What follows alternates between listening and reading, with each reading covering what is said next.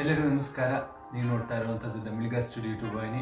ಇವತ್ತು ನಾವು ಸಾಂಪ್ರದಾಯಿಕ ಶೈಲಿಯಲ್ಲಿ ರೂಟ್ ಪೌಡ್ರನ್ನು ಮಾಡುವಂತಹ ಒಂದು ವಿಧಾನವನ್ನು ನೋಡೋಣ.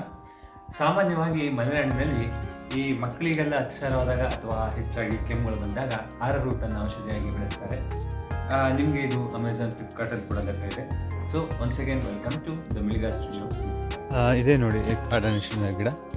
ಈ ಸಮಯದಲ್ಲಿ ಕಾಡಾನೆಶಿನ ಗಿಡ ಹೆಚ್ಚು ಒಣಗೋಗಿರ್ತದೆ. ಎಲೆಗಳು ಒಣಗಿದಷ್ಟು ಗಡ್ಡೆಯ ಮೌಲ್ಯ ಹೆಚ್ಚಾಗಿರ್ತದೆ.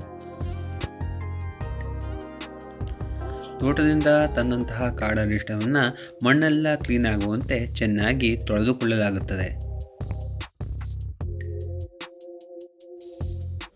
ಕಾಡರಿಶಿಣದ ಗಡ್ಡೆಯನ್ನು ಮಿಕ್ಸರ್ನಲ್ಲಿ ಹಾಕಿ ರುಬ್ಬಿಕೊಂಡು ಅದರೊಳಗಿರುವ ಸಾರವನ್ನು ತೆಗೆಯಲಾಗ್ತದೆ. ಮಿಕ್ಸರ್ನಲ್ಲಿ ರುಬ್ಬುವ ಕಾರಣ ಮೊದಲನೇದಾಗಿ ಗಡ್ಡೆಯನ್ನು ಅತ್ಯಂತ ಚಿಕ್ಕ ಚಿಕ್ಕ ಪೀಸ್ಗಳಾಗಿ ಕತ್ತರಿಸಲಾಗ್ತದೆ. ಗೆಡ್ಡೆಯ ಒಳಗಡೆ ನೀಲಿಯ ಅಂಶ ನಿಮಗೆ ಕಾಣಿಸ್ತಾ ಇದೆಯಲ್ಲ, ಅದು ಹೆಚ್ಚಾದಂತೆ ಅದರ ಮೌಲ್ಯವರ್ಧನೆ ಹೆಚ್ಚಾಗಿರುತ್ತದೆ.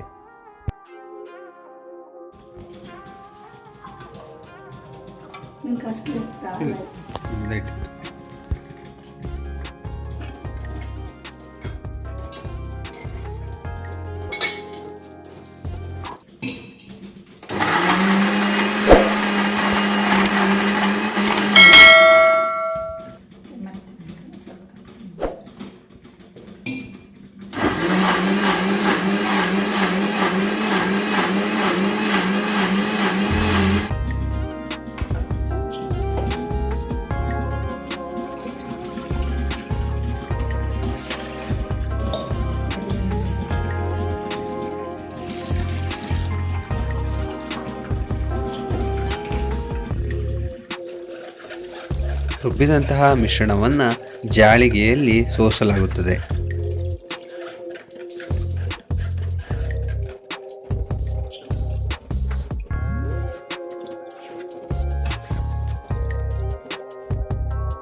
ಜಾಳಿಗೆಯಲ್ಲಿ ಸೋಸಿ ಪಡೆದಂತಹ ಔಷಧಿಯುಕ್ತ ಒಂದು ಮಿಶ್ರಣವನ್ನು ಮತ್ತೊಮ್ಮೆ ತೆಳುವಾದ ಬಟ್ಟೆಯಲ್ಲಿ ಸೋಸಲಾಗುತ್ತದೆ.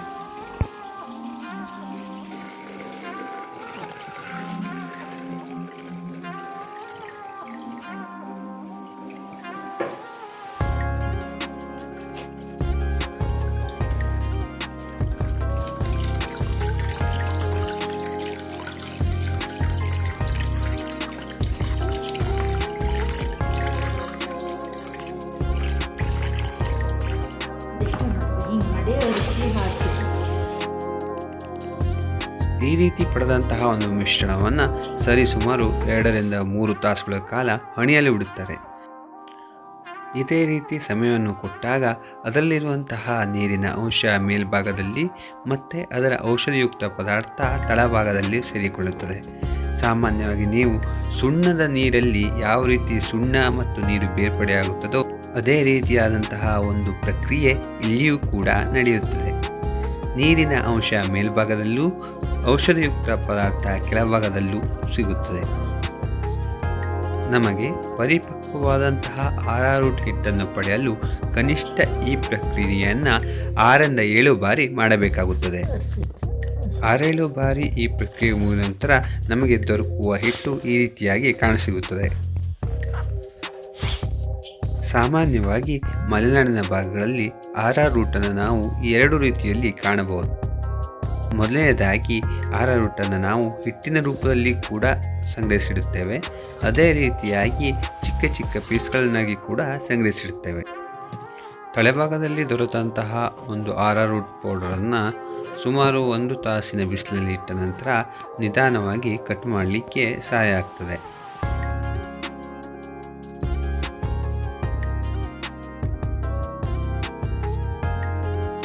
ನಂತರ ಈ ರೂಟನ್ನು ಕನಿಷ್ಠ 1-2 ಬಿಸಿಲಲ್ಲಿ ಇಟ್ಟ ನಂತರ ಅದರ ಗುಣಮಟ್ಟ ಉತ್ಕೃಷ್ಟವಾಗಿರುತ್ತದೆ. ಈ ರೀತಿಯಾಗಿ ತಯಾರು ಮಾಡಿದಂತಹ ರೂಟನ್ನು ಕನಿಷ್ಠ 2 ರಿಂದ 3 ವರ್ಷಗಳ ಕಾಲ ಸರಿಯಾಗಿ ಶೇಖರಿಸಿಟ್ಟರೆ ಅದು ತನ್ನ ಔಷಧಿ ಮೌಲ್ಯವನ್ನು ಕಳೆದುಕೊಳ್ಳದೆ ಹಾಗೆ ಇಟ್ಟುಕೊಳ್ಳುತ್ತದೆ. ರೂಟ್ ಪೌಡರನ್ನು ಹೆಚ್ಚಾಗಿ ಟಾಲ್ಕಮ್ ಪೌಡರ್ ಮತ್ತು ಮಾಯಿಶ್ಚರೈಸರ್ಗಳಲ್ಲಿ ಬಳಸಲಾಗುತ್ತದೆ. ಅರೋರೂಟ್ ತಿಂಡಿಗಳು ಶಿಶುಗಳಲ್ಲಿ ಅತಿಸಾರ, ಬ್ರಾಂಕೈಟಿಸ್ ಮತ್ತು ಕೆಮ್ಮನ್ನು ನಿಯಂತ್ರಿಸಲು ಸಹಾಯ ಮಾಡುತ್ತದೆ. ಹಲ್ಲು ಹುಟ್ಟುವ ಸಮಯದಲ್ಲಿ ಒಸಡುಗಳಲ್ಲಿನ ನೋವನ್ನು ಕಡಿಮೆ ಮಾಡಲು ಇದು ಸಹಾಯ ಮಾಡುತ್ತದೆ. ದೇಹದಲ್ಲಿನ ಕೊಲೆಸ್ಟ್ರಾಲ್ ಕಡಿಮೆ ಮಾಡಲು ಮತ್ತು ಜೀರ್ಣಾಂಗ ವ್ಯವಸ್ಥೆಗೆ ಇದು ತುಂಬ ಉಪಯುಕ್ತ. ಹಾಗಿದ್ದರೆ ಬನ್ನಿ, ರಾಗಿ ಮಾಲ್ಟ್ ಥರಾನೇ ಅರೋರೂಟ್ ಮಾಲ್ಟನ್ನು ನೋಡಿಕೊಂಡು ಬರೋಣ. 2 ಲೋಟ ನೀರು ಹಾಕ್ಕೊಂಡು ಹಾಂ ಇದು 1 ಲೋಟದಷ್ಟು ಕಲ್ದೈತಿ. ಹೌದಾ? ಡೈರೆಕ್ಟ್ ಆ ಪೀಸ್ನ ನೀರಿಗೆ ಹಾಕಿ ಕಡ್ಕೆಂದ?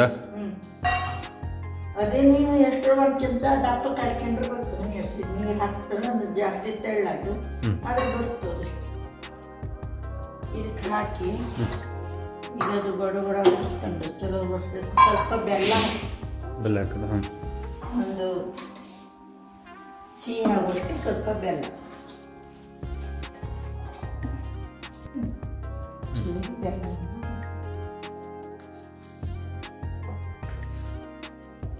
ಈ ಬೇಡ ಅಂತ ಚಪ್ಪೆಯನ್ನು ಮಾಡ್ಕೊಳ್ಬೋದು. ಚಪ್ಪೆ ಸಿಹಿ ಆಗುತ್ತೆ, ಚಪ್ಪೆನೂ ಮಾಡ್ಕೊಳ್ತಿದ್ದೇವೆ. ಇದಕ್ಕೆ ಸ್ವಲ್ಪ ತುಪ್ಪ ಮತ್ತು ಹಾಲು ಹಾಕಿ ಕಡಿ ಕುಡಿದ್ರೆ ಚಲೋ. ಕಾಸ್ಬೇಕಾದ್ರೆ ಒಂದು ಚಮಚ ತುಪ್ಪ ಹಾಕಿ ಕುಡಿದ್ರೆ ಅದು ಔಷಧಿ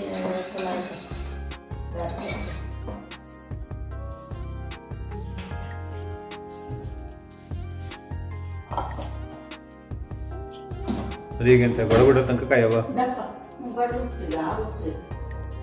ಒಂದು ಚಮಚ ತುಪ್ಪ